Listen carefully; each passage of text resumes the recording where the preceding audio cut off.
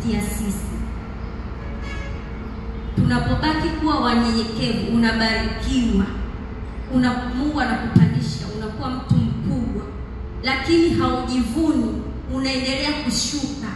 Unamfanya Mungu wako anatukuzwa. Bwana Yesu asifiwe sana. Amen. Kwa hiyo unyenyekevu utamfanya Mungu wako atukuzwe. Ila ukiwa mtu mwenye kiburi, mwenye majivuno, Mungu wako hawezi kutukuzwa. Watu wataanza kusema huyu anajivuna na mali zake, anajivunia mali zake. Usiruhusu hiyo kauli iwe kwa mtoto wa Mungu, yaani isemo kwa mtoto wa Mungu. Bwana Yesu asifiwe sana. Jitahidi ubaki kuwa mnyenyekevu.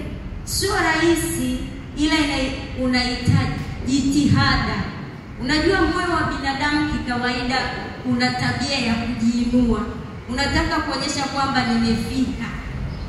Au unataka, yamkini kuna watu katika maisha yako ulipitia mazingira fulani. Kuna watu walikuwa labda wanakudharau kwa sababu ya hali fulani uliyokuwa nayo. Sasa Mungu amekupandisha kwenye maombi haya.